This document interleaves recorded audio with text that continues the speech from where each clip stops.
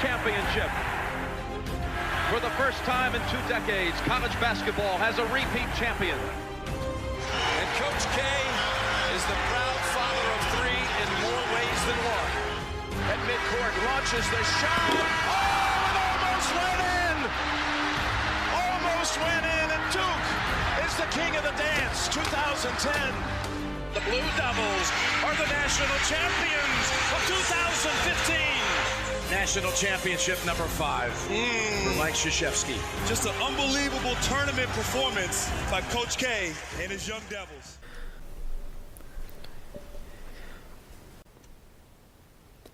Happy Sunday. Winding down this weekend that was full of Duke basketball. Starting off on Friday, you had Duke thrashing Elon 97-68, and then back-to-back picking it up on Saturday, also thrashing Utah Valley 99-69, which was good to see. Utah Valley played Kentucky the night before, and they gave Kentucky a little trouble. They were up by 9 at halftime, and they actually looked good against Duke the first 8 minutes, gave Duke a little trouble, and then Duke picked it up behind Marvin Bagley's run, and from then on out it was all Duke. Team stats for both of these games were very similar. Point totals, field goal percentages, rebounds, assists, fouls. Everything was really similar. It was good to see. Good to see the energy, the hustle, the togetherness. The talent level that they're playing against again. It's not top 25 in the nation talent, but like I said on the last episode, practicing good habits no matter who you're playing against is extremely important. And to see them doing that, it was really good to see. I'm a little under the weather, so maybe a few more pauses than usual. My throat is super dry. It's like 10 degrees outside. And I caught a little something, so working through that. But anyways, with these games, first of all, I want to get this out of the way. They were streamed on ESPN, ACC Network, and I get it's 2017 and everybody has Wi-Fi. Everyone has an iPhone. Everyone has, whatever internet capabilities, but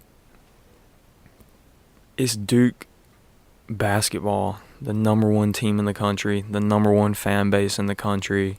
I get the TV deals and everything. But put the fucking game on a TV channel. What else is there on TV? I just, streaming a game, for me, it's okay. But I get you can, if you don't know, you can rewatch the replay of the game. The whole game on ESPN, the app. After it's over, you can rewatch it as many times as you want, which is great. But I also have a DVR, and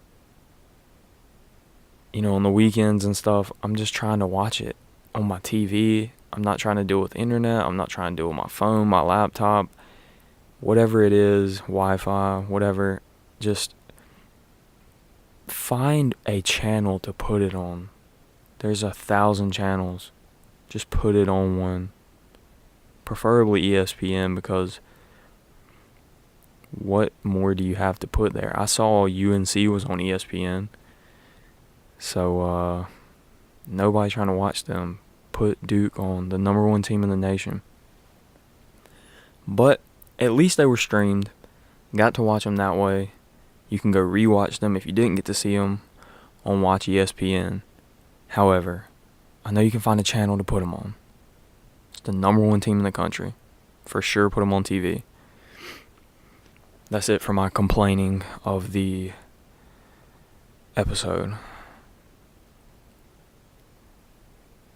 Anyways, Friday, this team, you hadn't seen them against an actual team. You saw some exhibitions. You like what you saw from them.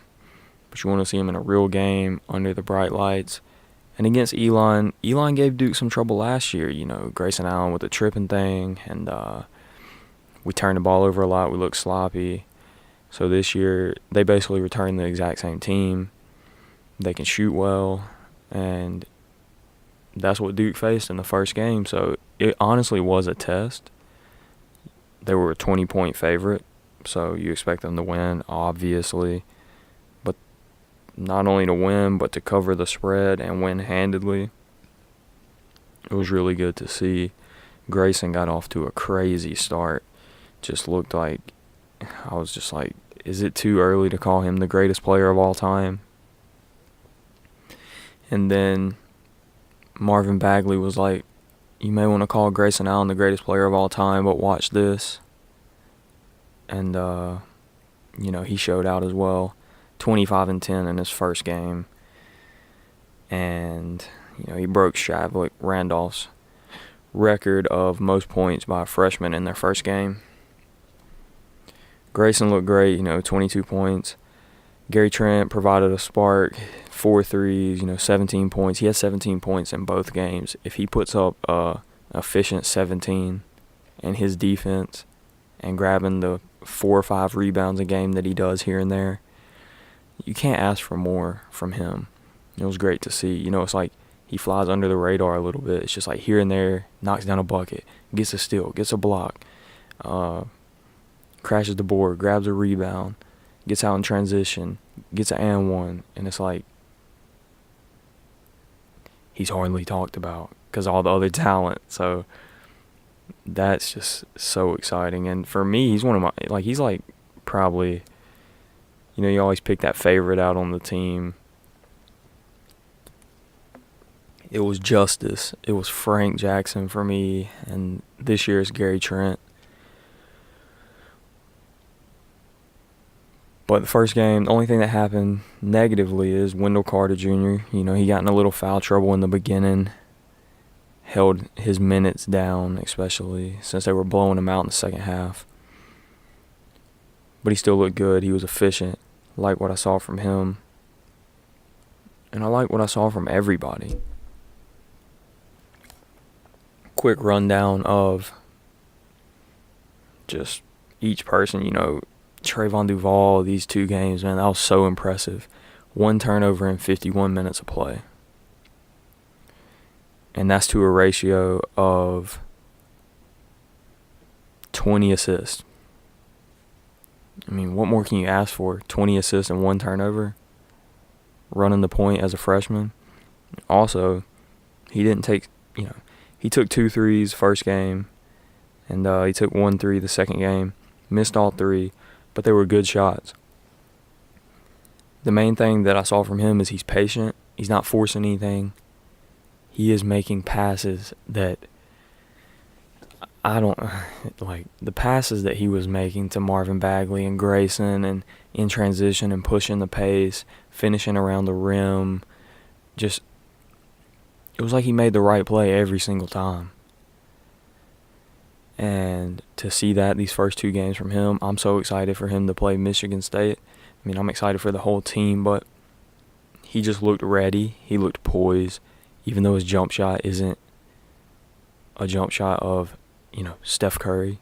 It's okay. Like I said before, his jump shot isn't going to make or break the team because all of his other skills to make up his full skill set mixed with the patience and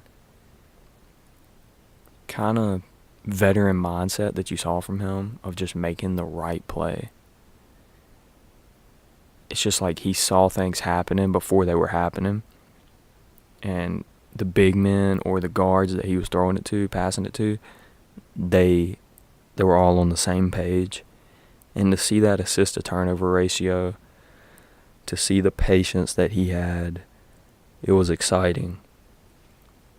Being suspended for the exhibition game and not playing as much in that first exhibition game because it was such a blowout. It was, these 2 games showed a lot from Duval. And it really showed a lot from everyone. Again, like the last episode, like I said, no one, everyone lived up to expectation. And these first 2 games, it's the same story. Everyone lived up to expectations. You had Grayson. I mean, I don't have to say anything about him. Everyone knows what he's bringing to the table. His shot, his athleticism, the way he's getting to the rim, just all the talent around him. It couldn't be a better position for Grayson Allen to be in as a senior, to have this much talent, this much size, this much length, this much athleticism, a true point guard, a good defense around him. It couldn't be a better situation for him, and it shows with an efficient 22 points against Elon. And another, he got off to a slow start, and then he just caught fire, scored 18 against Utah Valley. And the thing is he doesn't have to score 25. He doesn't have to hit 10 threes. He doesn't have to force any shots. He really doesn't. At all. He has Marvin Bagley on the floor with him. He has Wendell Carter on the floor with him. And guess what? If he takes a good shot and misses, odds are one of them are going to grab the rebound. So it's just like almost every single play, Duke should come away with a good shot. If not, then the other team had a outstanding defensive possession, or somebody was being lazy. Every now and then plays break down. You got to force something up just so you don't have a shot clock violation or anything. But for the most part, they should get a good shot every time. And as for Marvin Bagley, I mean, these first 2 games are just, wow. 25-10, 24-10. He did everything. He hit threes, or he hit a three. But he hit threes, rebounded, blocked, defended, brought the ball up the court, pushed the pace, caught lobs, worked in the post, went one-on-one, finished over people.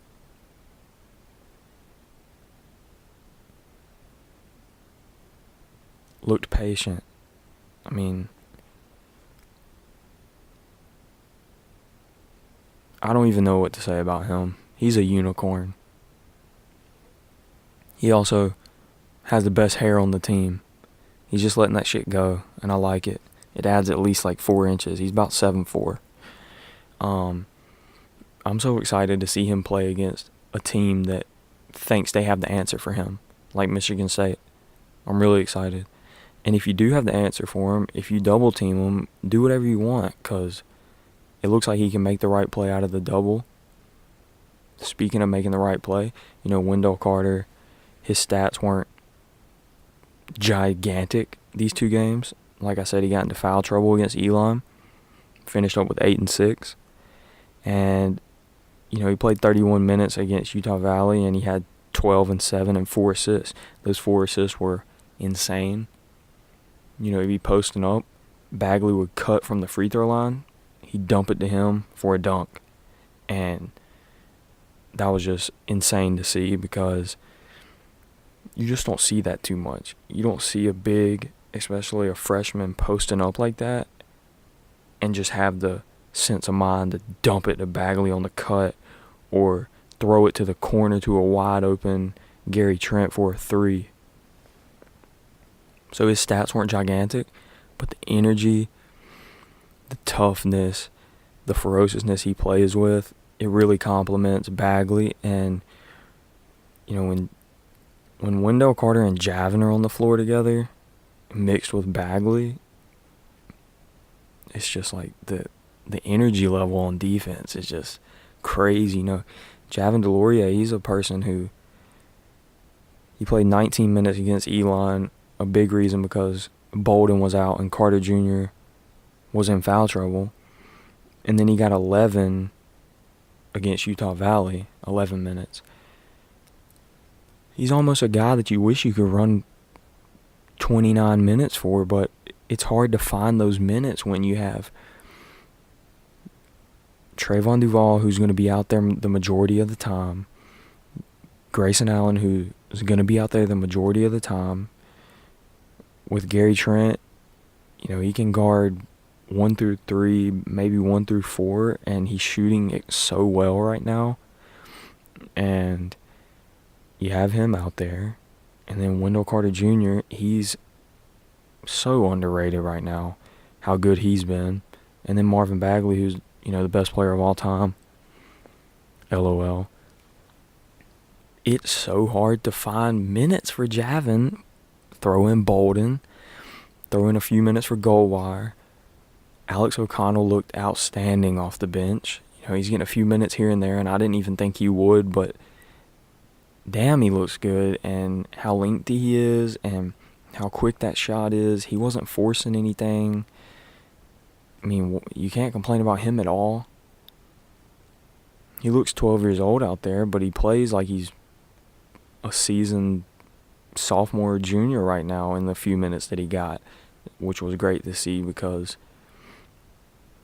if he looks that good this year, think of how well he's going to complement and grow next year when he's actually getting minutes with the likes of Trey Jones, Cam Reddish, and RJ Barrett. We'll get to that in a minute.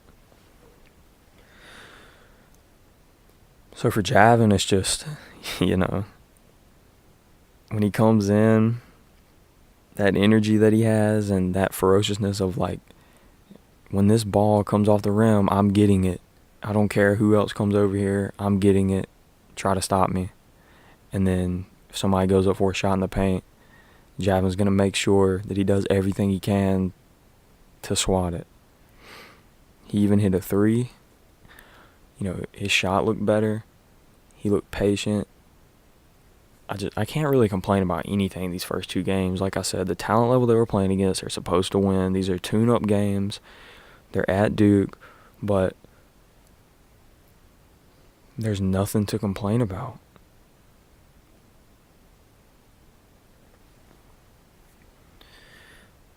Grayson Allen and Gary Trent Jr. are continuing to grab anywhere between 6 to 10 rebounds a game, together. So for the 2 wing guys to be grabbing those rebounds, along with Bagley getting 10, Carter getting 7, Duval grabbing 1 or 2 or 3, Delorier grabbing 4 or 5, 6, depending on his minutes, Bolden grabbing a couple, O'Connell grabbing a couple. It's just like, even though we have the bigs, everyone's rebounding, everyone is taking no plays off.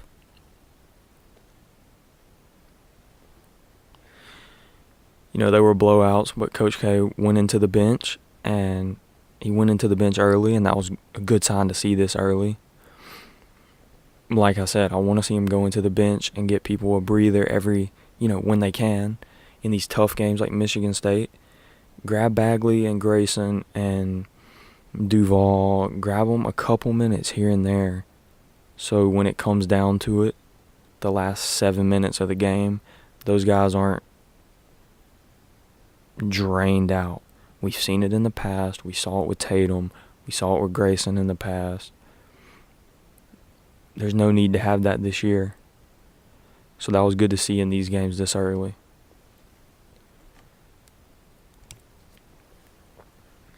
And, that's about it for these 2 games. It was really exciting to see the fact that we don't have to rely on one guy to put in 25 points. We don't have to rely on making 15 threes. We don't have to rely on Grayson Allen.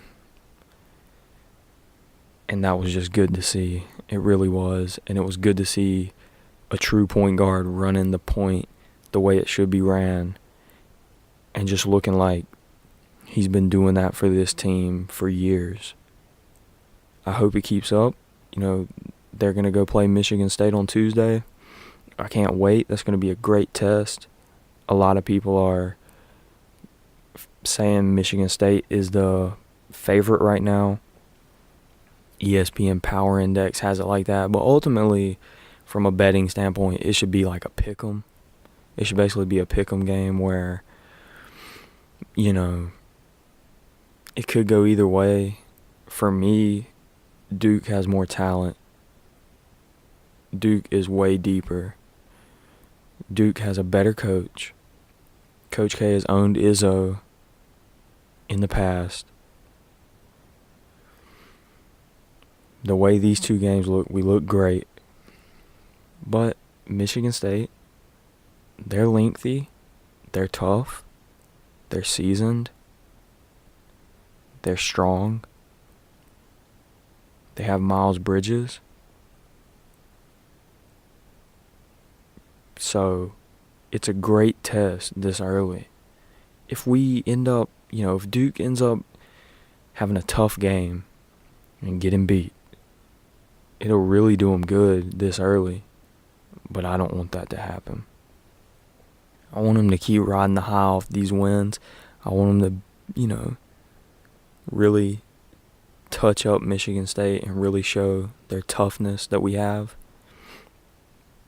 while also showcasing just what a good team they are already and what a cohesive unit they are already. If they do that, if they hustle, if they take no plays off, if they rebound with, that tenacity that they've been showing, defend with that tenacity they've been showing, like I said, just don't take a play off, and execute the way that they're supposed to and the way that they can, I say they beat Michigan State, and I say they should beat Michigan State.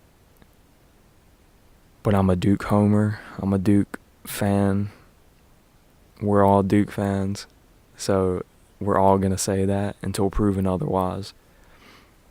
But I think that's how it should go. It'll be interesting to see who matches up with Miles Bridges, what sets they throw at him. He had 20 and 10 his first game, I believe. And it'll be interesting to see. Duke went 2-3 zone